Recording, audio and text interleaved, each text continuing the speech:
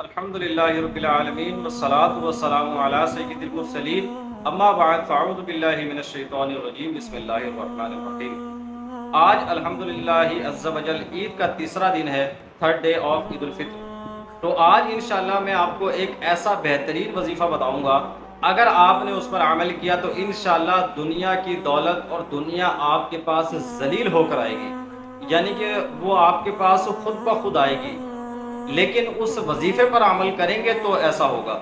اعلیٰ حضرت نے بھی اس کے بارے میں، اس وظیفے کے بارے میں بہت خوبیاں بیان فرمائی ہیں۔ آئیے اس وظیفے کی طرف چلتے ہیں۔ ایک صحابی رضی اللہ تعالی عنہ نے بارگاہ رسالت صلی اللہ علیہ وآلہ وسلم میں حاضر ہو کر عرض کی، یا رسول اللہ صلی اللہ علیہ وسلم، دنیا نے مجھ سے پیٹھ پھیر لی ہے۔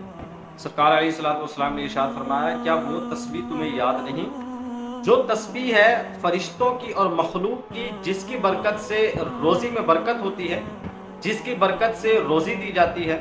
جب صبح صادق طلوع ہو تو یہ تسبیح 100 بار 100 ٹائم پڑھا کرو۔ صبح صادق ہوتی ہے جب سحری کا وقت ختم ہوتا ہے، اور اس کے بعد جو وقت شروع ہوتا ہے اس کو صبح صادق کہا جاتا ہے۔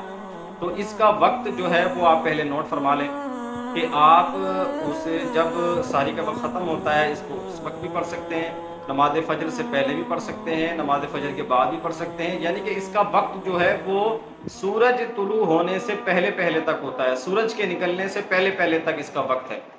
آپ علیہ الصلوۃ والسلام نے ارشاد فرمایا کہ وہ تسبیح پڑھو، دنیا تیرے پاس ذلیل ہو کر آئے گی۔ وہ شخص چلا گیا اور کچھ مدت ٹھہر کر دوبارہ حاضر ہوا۔ عرض کی، یا رسول اللہ صلی اللہ علیہ وسلم، دنیا میرے پاس اس کثرت سے آئی کہ میں حیران ہوں کہاں اٹھاؤں اور کہاں رکھوں، یعنی کہ اس قدر اس وظیفے کی برکت سے رب العالمین نے مجھے عطا فرمایا ہے۔